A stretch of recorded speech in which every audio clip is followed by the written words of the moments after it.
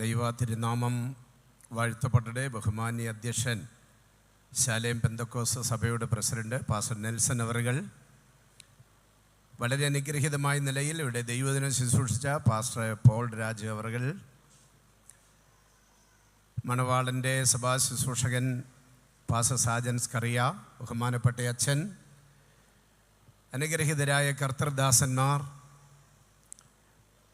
ബഹുമാന്യരായ മണവാളൻ ജോയൽ, മണവാട്ടി ഹെസ്ബ, അവരുടെ മാതാപിതാക്കൾ, സഹോദരി സഹോദരന്മാർ, കുടുംബാംഗങ്ങൾ, അനുഗ്രഹീതമായ ഗാനങ്ങൾ ആലപിച്ചുകൊണ്ടിരുന്ന കൊയർ, അങ്ങനെ എല്ലാവർക്കും എൻ്റെ സ്നേഹവന്ദനങ്ങൾ.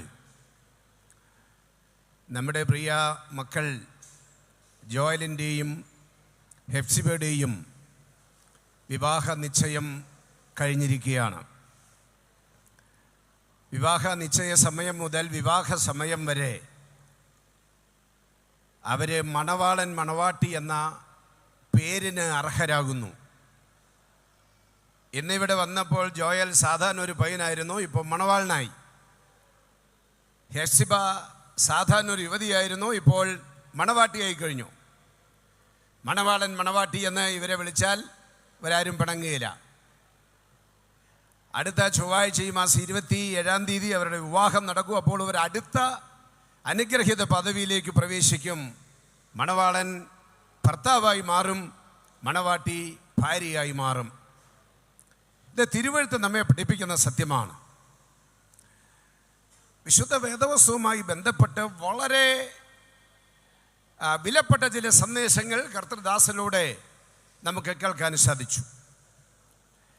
ഈ രണ്ട് മക്കളും എനിക്ക് മക്കളാണ്. ജോയൽ എൻ്റെ സഹോദരിയുടെ മകനാണ്. ജോയലിൻ്റെ മാതാവ് എൻ്റെ ഫസ്റ്റ് കസിനാണ്. ഞങ്ങളുടെ സഹോദരി സഹോദരന്മാർ കുറേ പേര് ഇവിടെയുണ്ട്. അവരെല്ലാം ഓർത്ത് കർത്താവിനെ സ്തുതിക്കുന്നു. ഹെസ്ബയുടെ കുടുംബമായിട്ടും ദീർഘവർഷങ്ങളുടെ ബന്ധമാണ് എനിക്കുള്ളത്. ഹെസ്ബയുടെ പിതാവ് പാസ്റ്റർ ജോൺ 1994 ജോലിയുള്ള ബന്ധത്തിൽ മലപ്പുറത്തെത്തി എൻ്റെ സഭയിൽ ആരാധനയ്ക്ക് വന്നു. 31 വർഷം മുമ്പ്. അങ്ങനെ കുറേ നാൾ ഞങ്ങളോട് ഒരുമിച്ച് ദൈവത്തെ ആരാധിച്ചു. അനന്തരം കർത്താവിൻ്റെ വേലയ്ക്ക് വെളിയിൽ നിയോഗം ഉണ്ടായപ്പോൾ ഞാൻ പഠിപ്പിച്ചുകൊണ്ടിരുന്ന ബൈബിൾ കോളേജിൽ അദ്ദേഹത്തെ ചേർത്ത് 3 വർഷം ഞാൻ ദൈവവചനം പഠിപ്പിച്ചു. കർത്താവിൻ്റെ വേലയിൽ പ്രവേശിക്കാനുള്ള ക്രമീകരണം ചെയ്തു. അങ്ങനെ ഇരിക്കുമ്പോഴാണ് അനുഗ്രഹിക്കപ്പെട്ട ഒരു പെൺകുട്ടി ജീജ നിലമ്പൂരെ ഉണ്ടെന്നറിഞ്ഞു. അങ്ങനെ ജീജയുമായുള്ള വിവാഹം ഞാൻ ആലോചിച്ചു.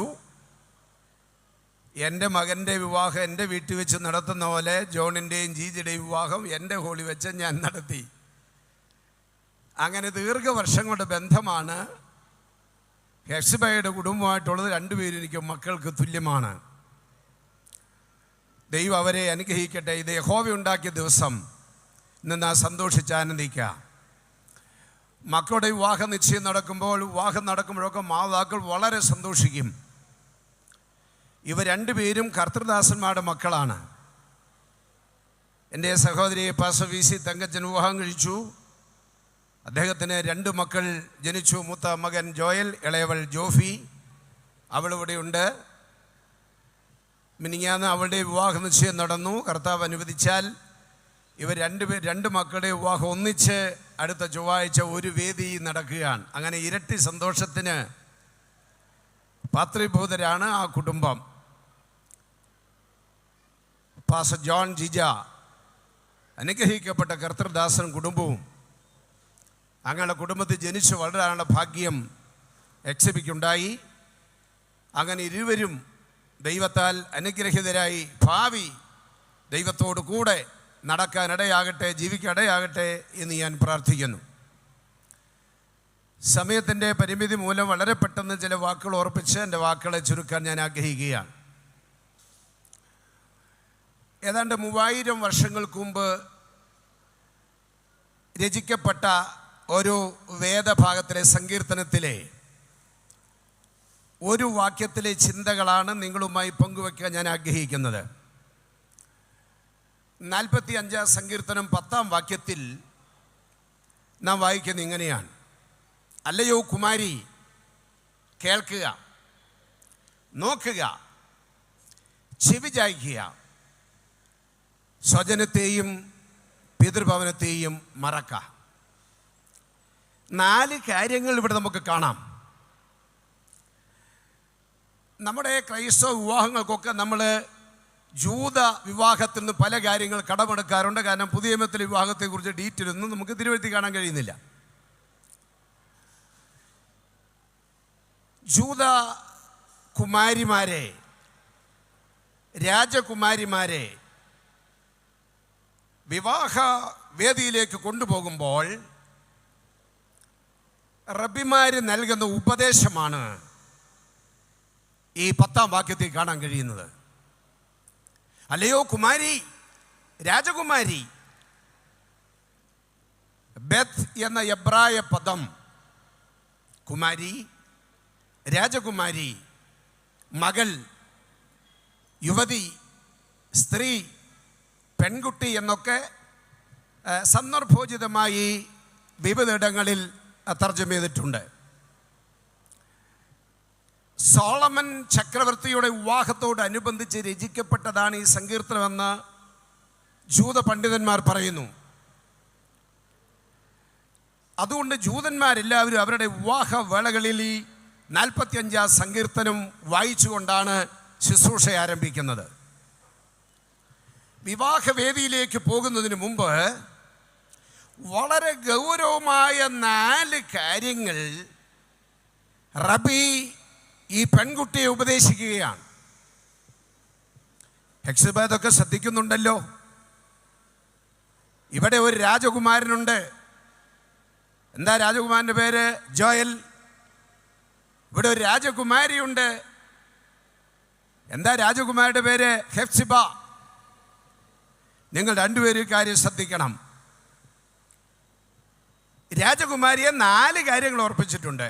1, നീ കേൾക്കണം, ദൈവവചനം, ദൈവശബ്ദം. 2, നീ നോക്കണം. ലോകത്തിലേക്ക് എവിടെ നോക്കിയാലും തകർച്ചയും പരാജയമാണ് കാണാൻ കഴിയുന്നത്. വിശ്വാസത്തിൻ്റെ നായകനും പൂർത്തി വരുത്തുന്നതിനുമായ യേശുവിനെ നോക്കണം. 3-ാമത്തെ കാര്യം, നീ ചെവി ചായ്ക്കണം, അഥവാ അനുസരിക്കണം, വിനയപ്പെടണം, വിധേയപ്പെടണം. ആരെ? ക്രിസ്തുവിനെ, ദൈവവചനത്തെ അനുസരിക്കണം, ക്രിസ്തുവിനെ അനുഗമിക്കണം. കർത്താവായ യേശു തൻ്റെ ശിഷ്യന്മാരോട് ഉപദേശിക്കുന്നു. വളരെ ഗൗരവമായിട്ടൊരു കാര്യം പറഞ്ഞു. ഒരുത്തൻ എൻ്റെ പിന്നാലെ വരുവാൻ ഇച്ഛിച്ചാൽ, അഥവാ ഒരുത്തൻ എന്നെ അനുഗമിക്കാൻ ഇച്ഛിച്ചാൽ, അവൻ തന്നെത്താൻ ത്യജിച്ച് തൻ്റെ ക്രൂശ് എടുത്ത് എന്നെ അനുഗമിക്കണം. എങ്ങനെ ഒരാൾക്ക് ക്രിസ്ത്യ ജീവൻ നയിക്കാം, അല്ലെങ്കിൽ എങ്ങനെ ഒരാൾക്ക് യേശുവിനെ അനുഗമിക്കാം? അനുഗമിക്കുക എന്നുള്ളതിൻ്റെ ഗ്രീക്ക് പദം ഐക്യലെന്തിയോ എന്നാണ്. വിശ്വസിച്ചും അനുസരിച്ചും പിൻചെല്ലുക എന്നാണ് ഐക്യലെന്തിയോ എന്ന വാക്കിൻ്റെ അർത്ഥം. അല്ലയോ കുമാരി, രാജകുമാരി, കേൾക്കുക, ദൈവവചനം, ദൈവശബ്ദം, നോക്കുക, പൂർണ്ണതയുള്ള യേശുവിനെ അനുസരിക്കുക, വിധേയപ്പെടുക. നിന്റെ നാഥനെ, അവൻ നിന്റെ നാഥനല്ലോ, നീ അവനെ നമസ്കരിച്ചു കൊള്ളുക. വളരെ ഗൗരവമായ കാര്യമാണ്. ഞാനിപ്പോൾ 3 കാര്യം പറയുന്നത്. 4-ാമത് പറയുന്നത് സ്വജനത്തെയും പിതൃഭവനത്തെയും മറക്കുക. വിവാഹിതരാകുന്ന എല്ലാ പെൺകുട്ടികളും വളരെ ഗൗരവമായി അറിയേണ്ട ഒരു കാര്യമാണ്. കർത്തദാസൻ നേരത്തെ പറഞ്ഞു, വിവാഹ ജീവിതം മരണം വരെ നിലനിൽക്കുന്നതാണ്.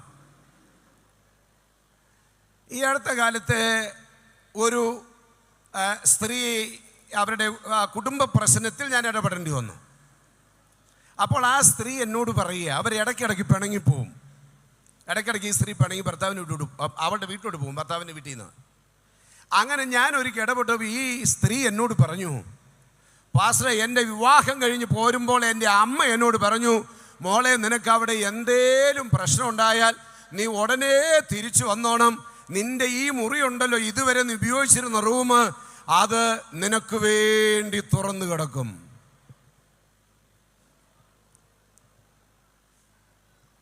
ജീജ എന്തിയേ? ജീജയോടെ ഇരിപ്പുണ്ട്. ജീജ ശ്രദ്ധിക്കുന്നുണ്ടല്ലോ. ജീജയുടെ സ്ഥാനത്തുള്ള എല്ലാ അമ്മച്ചിമാരും ശ്രദ്ധിക്കുന്നുണ്ടല്ലോ. തിരുവഴുത്തുകൾ ശ്രദ്ധിച്ചോ? അല്ലയോ കുമാരി, രാജകുമാരി, നീ കേൾക്കണം, നീ നോക്കണം, നീ വിനയപ്പെടണം. സ്വജനത്തെയും പിതൃഭവനത്തെയും മറക്കണം. അപ്പനും അമ്മയും മറക്കാൻ ഞാൻ പറഞ്ഞെന്ന് ചിന്തിക്കരുത്. ആ അർത്ഥത്തിലല്ല പറയുന്നത്.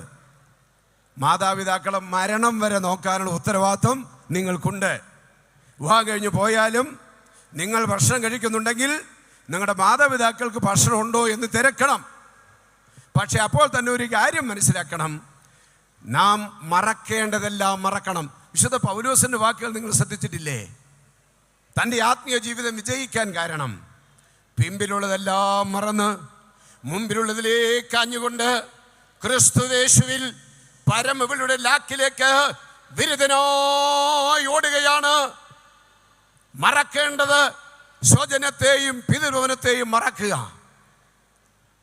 നാം ഇബ്രായത്തിൽ വായിക്കുന്നു, അവർ വിട്ടുപോകുന്നതിനെ ഓർത്തിരുന്നുവെങ്കിൽ മടങ്ങിപ്പോകാൻ ഇടയുണ്ടായിരുന്നല്ലോ. വിടേണ്ടതെല്ലാം വിടണം. ഒരു സ്ഥലത്ത് വിട്ടാലേ മറ്റൊരു സ്ഥലത്ത് പറ്റിച്ചേരാൻ കഴിയുകയുള്ളൂ. ഹെക്സിബ, കർത്താവ് വരാൻ താമസിച്ചാൽ ചൊവ്വാഴ്ച നിങ്ങൾ വിവാഹിതരായി കുടുംബജീവിതത്തിലേക്ക് പ്രവേശിക്കും. തിരുവനന്തപുരം വിടുകയാണ്, കുന്നംകുളവുമായി പറ്റിച്ചേരുന്നു. ജോയലിന്റെ മാതാവിനോട് എനിക്ക് ഓർപ്പിക്കാനുള്ളത്, ജോയലെ വിവാഹിതനായി നിങ്ങൾക്ക് ഒരു മകളെ കൂടെ ലഭിക്കുകയാണ്. മരുമകളായിട്ടല്ല, മകളായി അവളെ പരിഗണിക്കണം. ഇനി മുതൽ വിവാഹിതരായാൽ അവളുടെ വീട് കുന്നംകുളത്താണ്, തിരുവനന്തപുരത്തല്ല. നിങ്ങളുടെ രണ്ട് മാതാപിതാക്കളെയും കരുതാനുള്ള ഉത്തരവാദിത്വം നിങ്ങൾക്കുണ്ട്. സ്വജനത്തെയും പിതൃഭവനത്തെയും മറക്കുക എന്ന് രാജകുമാരിയോട് പറയുമ്പോൾ, അഥവാ രാജ്ഞിയോട് പറയുമ്പോൾ, അഥവാ കാന്തയോട് പറയുമ്പോൾ, അല്ലെങ്കിൽ മണവാട്ടിയോട് പറയുമ്പോൾ, ഒരു കാര്യം കൂടെ പറഞ്ഞ് എൻ്റെ വാക്കുകൾ ഞാൻ ചുരുക്കാം. വിവാഹ നിശ്ചയം 5 പ്രാവശ്യം ആ പദം ബൈബിളിൽ കാണാൻ കഴിയും. വിവാഹ നിശ്ചയത്തെക്കുറിച്ച് പറഞ്ഞുകൊണ്ടാണ് പുതിയ നിയമം ആരംഭിക്കുന്നത്. മത്തായിയുടെ സുവിശേഷം 1-ാം അധ്യായത്തിൽ നമുക്ക് കാണാൻ കഴിയും, യേശുക്രിസ്തുവിൻ്റെ അമ്മയായ മറിയുടെയും യേശുക്രിസ്തുവിൻ്റെ വളർത്തു പിതാവായ യോസെഫിൻ്റെയും വിവാഹ നിശ്ചയം. അതിനെക്കുറിച്ച് പുതിയ നിയമം തുടങ്ങുമ്പോൾ തന്നെ പറയുന്നത്. വിശുദ്ധ പൗലോസ് കൊരിന്ത് സഭയിലേക്ക് ലേഖനം എഴുതുമ്പോൾ 2 കൊരിന്തി 11-ന്റെ 2-ാം വാക്യത്തിൽ പറയുന്നു, ഞാൻ നിങ്ങളെക്കുറിച്ച് ദൈവത്തിൻ്റെ കൂടെ ഇരിക്കുന്നു. ഞാൻ ക്രിസ്തു എന്ന ഏക പുരുഷന് നിങ്ങളെ, അഥവാ കൊരിന്തിലെ സഭയെ നിർമ്മല കന്യകയായി ഏൽപ്പിക്കാൻ വിവാഹ നിശ്ചയം ചെയ്തിരിക്കുന്നു. എന്നാൽ സർപ്പം ഹൗവയെ ഉപായത്താൽ ചതിച്ചതുപോലെ നിങ്ങൾ ക്രിസ്തുവിനോടുള്ള ഏകാഗ്രതയും നിർമ്മലതയും വിട്ട് വഷളായി പോകുമോ എന്ന് ഞാൻ ഭയപ്പെടുന്നു. ജൂത യുവാവ് വിവാഹ നിശ്ചയം കഴിഞ്ഞ് പോകുമ്പോൾ നേരത്തെ ദൈവദാസ് ഓർപ്പിച്ചല്ലോ, അവിടെ മൂടുപടമെടുത്ത് മൂടിയിട്ട് ഇനി നിന്നെ ആരും കാണേണ്ട, ഞാൻ മടങ്ങി വരുന്നത് വരെ നിന്നെ എനിക്ക് ബോധിച്ചിരിക്കുന്നു. നിന്റെ സൗന്ദര്യം അതിൽ ഞാൻ തൃപ്തയാണ്. ഞാൻ തിരിച്ചു വരുന്ന സമയം പറയുന്നില്ല. വീടൊരുക്കാൻ എത്ര സമയം വേണോ ആ വീടിന്റെ പണി പൂർത്തീകരിച്ചാൽ ഞാൻ വരും, നിന്നെ വിവാഹം കഴിക്കും, നമുക്കൊരുമിച്ച് ആ പുതിയ വീട്ടിലേക്ക് പോകാം. യേശു മരിക്കുന്നതിന് മണിക്കൂറുകൾക്ക് മുമ്പ് തൻ്റെ ശിഷ്യന്മാരോട് പറഞ്ഞ അതിപ്രധാനമായൊരു പദം, ഞാൻ നിങ്ങൾക്ക് സ്ഥലമൊരുക്കാൻ പോകുന്നു.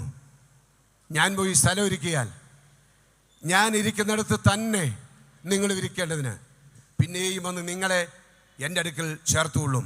യേശു മടങ്ങി വരാറായി. യേശു മടങ്ങി വരാറായി. നമ്മുടെ മുമ്പിൽ ഒരു മണവാട്ടിയിരിക്കുന്നു, ഹെപ്സിബ. മണവാളിരിക്കുന്നു ജോയൽ. ജോയൽ നമ്മുടെ ആത്മമണവാളനായ ക്രിസ്തുവിന് നിഴലാണ്. ഹെഫ്സിബ ആ മണവാളിന്റെ മണവാട്ടിയായ സഭയ്ക്ക് നിഴലാണ്. പ്രിയ സഹോദര സഹോദരി, ഈ നാശപുരി വിട്ട് ഇവിടെയെല്ലാം മറന്ന് സ്വർഗപുരിയെ നോക്കിക്കൊണ്ട് നമുക്ക് ജീവൻ നയിക്കേണ്ടതുണ്ട്. നമ്മുടെ മണവാളൻ വരാറായി. പ്രിയ സഹോദര, യേശു മടങ്ങി വരും. സഹോദരി, യേശു മടങ്ങി വരും തൻ്റെ കാന്തയായി നമ്മെ ചേർക്കാൻ. 2000 വർഷങ്ങൾക്ക് മുമ്പ് നമ്മുടെ കർത്താവ് സ്വർഗീയ മഹിമയെ വെടിഞ്ഞ് ഈ താണഭൂമിയിൽ വന്ന് നമുക്കെല്ലാവർക്കും വേണ്ടി കാൽവറിയിൽ യാഗമായി തീരുവാനിടയായി തീർന്നു.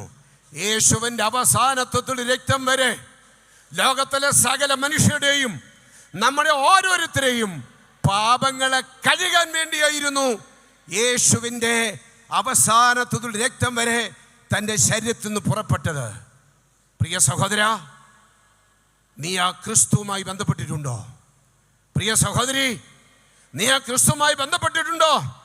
ഇന്ന് നാം കാണുന്നതെല്ലാം താൽക്കാലികമാണ്. ഇതെല്ലാം കത്തി അഴിയാൻ പോകുക. ഈ നാശപുരിയിൽ ഇനി നമുക്ക് അധികം കാലമില്ല. യേശു നമുക്ക് വേണ്ടി ഒരുക്കുന്ന, നമ്മുടെ മണവാളൻ നമുക്ക് വേണ്ടി ഒരുക്കുന്ന ആ സിയോൻ പുരിയിൽ നാം ചേരാറായി. എത്രയും വേഗം നാം ഇനി കേൾക്കാൻ പോകുന്ന ഒരു ശബ്ദമുണ്ട്. കർത്താവ് ആകാശമേഘത്തിൽ വന്നിട്ട് ഇവിടേക്ക് കരേറി വരിക എന്ന് പറയുമ്പോൾ മണവാട്ടി ഈ നാശപുരി വിട്ട്, ഭൂമി വിട്ട് സ്വർഗത്തിലേക്ക് എടുക്കപ്പെടും. പ്രിയ സഹോദരി, ഇന്ന് നീ കർത്താവിനെ രക്ഷകനായി സ്വീകരിക്കുമെങ്കിൽ, പ്രിയ സഹോദര, നീ ഇന്ന് യേശുവിനെ രക്ഷകനായി സ്വീകരിച്ച് നിന്റെ പാപത്തെ ഏറ്റുപറയുമെങ്കിൽ യേശു ക്രിസ്തുവിനെ മണവാട്ടിയായി തീരാൻ നിനക്ക് ഭാഗ്യം ലഭിക്കുകയാണ്. നമ്മുടെ പ്രിയ മക്കളുടെ വിവാഹ നിശ്ചയത്തിൽ പങ്കെടുക്കുക വഴി ആത്മ മണവാളനായ ക്രിസ്തുവുമായി ബന്ധപ്പെടാൻ അതിനിതുവരെ സാധിച്ചിട്ടില്ലാത്ത നിങ്ങൾക്കെല്ലാവർക്കും ഇടവരട്ടെ എന്ന് പ്രാർത്ഥിച്ചുകൊണ്ടും, കർത്താവ് വരാൻ താമസിച്ചാൽ ചൊവ്വാഴ്ച ഇവരുടെ വിവാഹം അനുഗ്രഹിക്കപ്പെട്ട നിലയിൽ നടന്ന് ധന്യകരമായൊരു കുടുംബജീവിതം നയിച്ച് ഒരു മാതൃക കുടുംബമായി തീരാൻ സർവശക്തനായ ദൈവം എല്ലാവിധ അനുഗ്രഹങ്ങളും നിങ്ങളുടെ മേൽ പകരട്ടെ. വചനം കേട്ട എല്ലാവരെയും ദൈവം അനുഗ്രഹിക്കട്ടെ എന്ന് പ്രാർത്ഥിച്ചുകൊണ്ട് ഞാൻ എൻ്റെ വാക്കുകൾ ചുരുക്കുന്നു. കർത്താവ് നമ്മെ സഹായിക്കട്ടെ. God bless you.